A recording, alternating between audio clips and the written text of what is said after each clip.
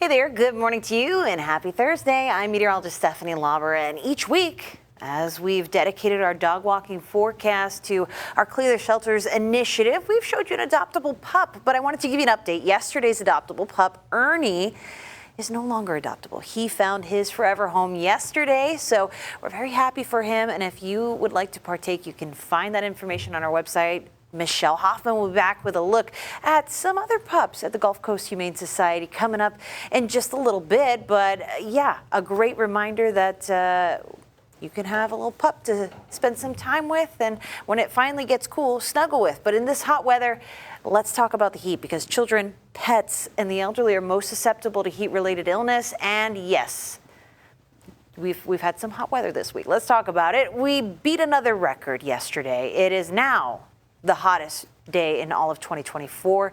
It's also the hottest August 21st on record in Corpus Christi. Broke the previous record, which we set last year at 100 degrees, and it's 10 degrees hotter than we would usually see the afternoon high temperature.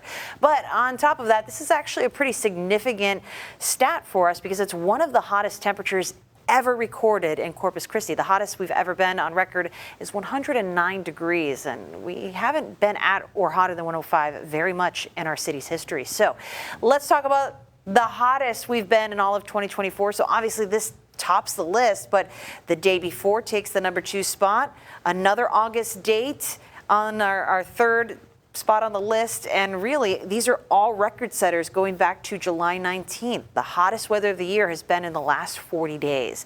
And not only are these 5 notable records, that's more than half of the records that we've broken this year. We've broken 9 high temperature records. So yeah, it's been a little hot out there, and the actual air temperature only tells you half the story, because the humidity and the heat index, or feels like temperature, is really what we need to be concerned about. So we have heat alerts on deck again today. Take the wide view for yourself.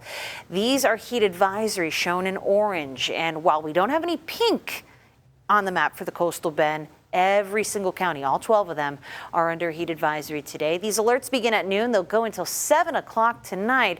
So what does this mean? It means we are going to feel as hot as 110 to 114 for a period of 2 hours or longer. We may even make a quick trip to 115, but it won't be for 2 hours or longer. That's why we don't have pink on the map. But we need to make sure we're practicing those heat safety tips. Take breaks into the air conditioning to bring your body temperature down. Limit your time outdoors if you can, but some folks do work in outside industries like landscaping, postal carriers, construction, that kind of thing. Make sure you're doing your part to take care of yourself. Make sure you're staying cool.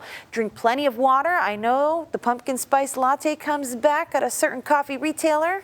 If you're in the mood for a PSL to give you the fall vibes, pair that with an extra tall glass of water. And of course, look before you lock. Don't leave anyone or anything in a hot vehicle during this weather. It's just not a good idea.